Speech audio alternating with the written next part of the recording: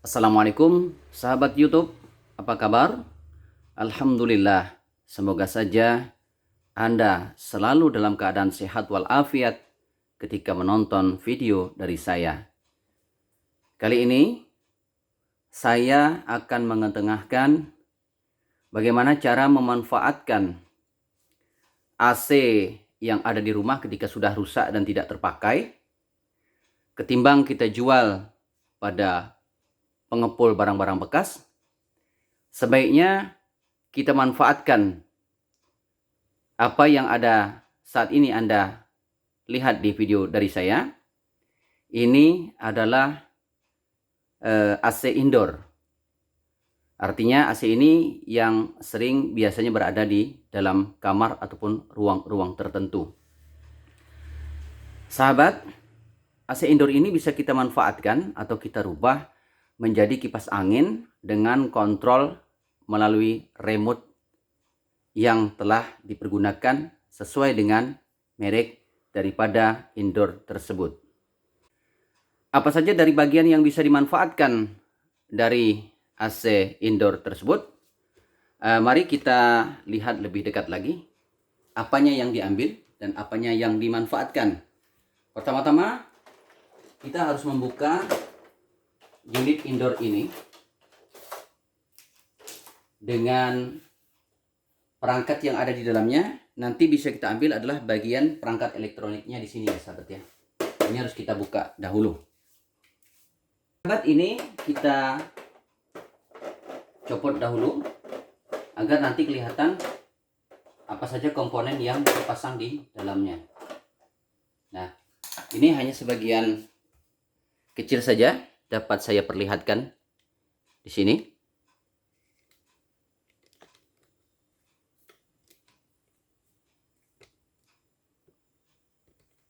Nah, di sini dilihat komponen ini yang diambil ya sahabat ya di dalam ini.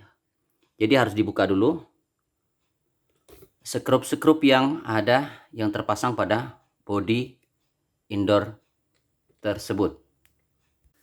Untuk membuka indoor ini ada dua buah skrup yang harus dibuka sahabat ya, di sini ya sahabat ya.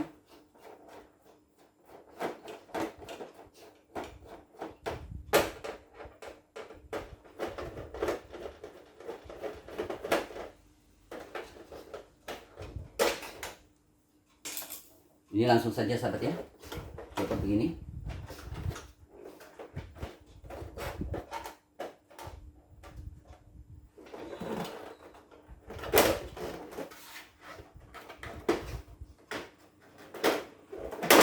Nah, ini sudah terbuka ya sahabat ya. Oke, langsung terbuka. Ini kita sisihkan. Nah, sahabat, yang diambil, biar saya perjelas ya sahabat ya, apa komponen yang akan diambil itu. Nah, seperti ini sahabat ya.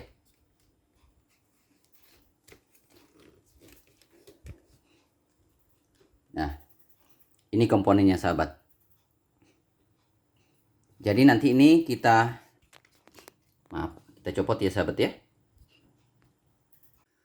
Berikut ini adalah perangkat yang telah dikeluarkan dari bodi indoor AC tadi.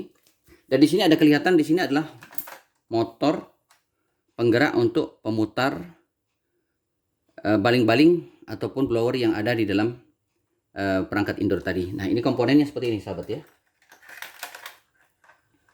Nah, komponennya setelah dikeluarkan seperti ini sahabat.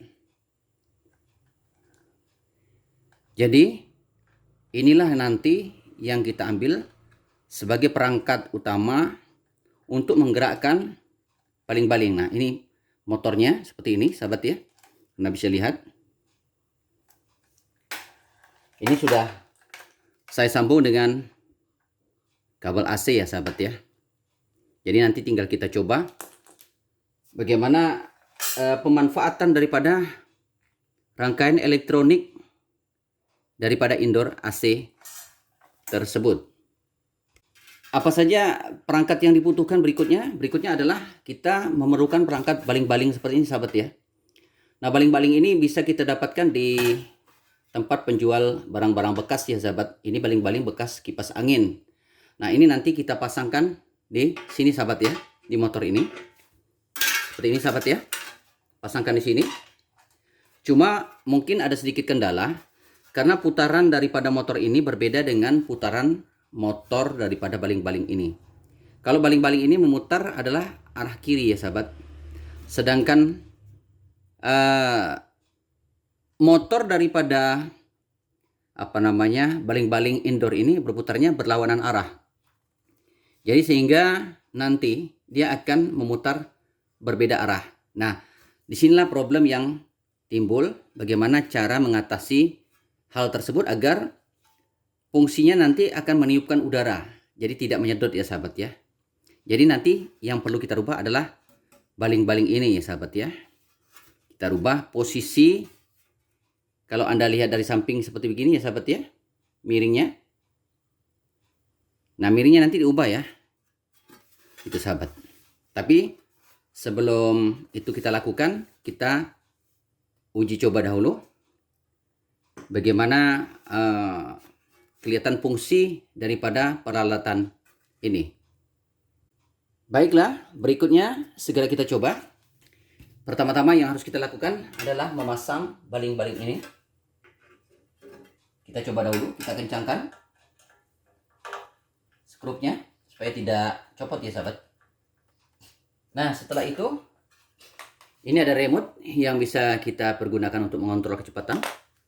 Dan langsung saja kita coba ya sahabat ya. Ini kita coba, kita langsung tusukkan ke stop kontak dan kita on kan. Oke. Langsung kita coba sahabat ya. Nah, ini remote-nya. Langsung kita on kan sahabat ya. Nah, baling-balingnya berputar sahabat ya.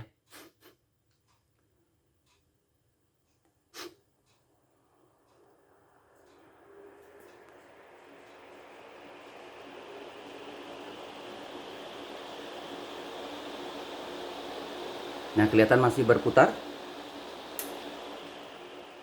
Nah, dia akan mengecil, akan menurun kekuatannya.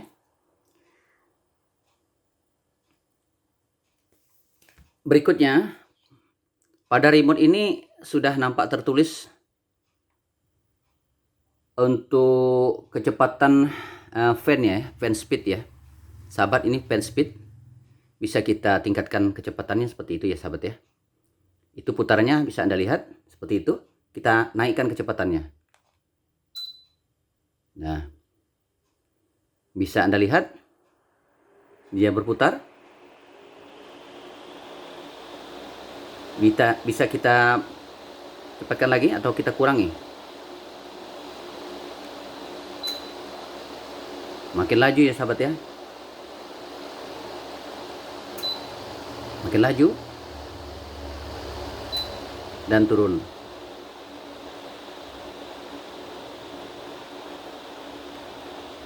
Kita turunkan lagi.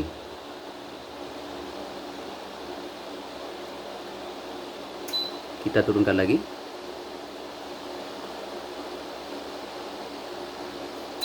Kita turunkan lagi.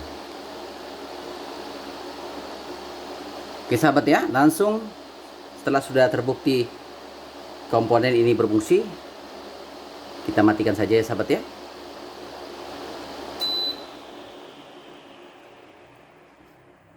Oke. Berarti ini bisa berfungsi.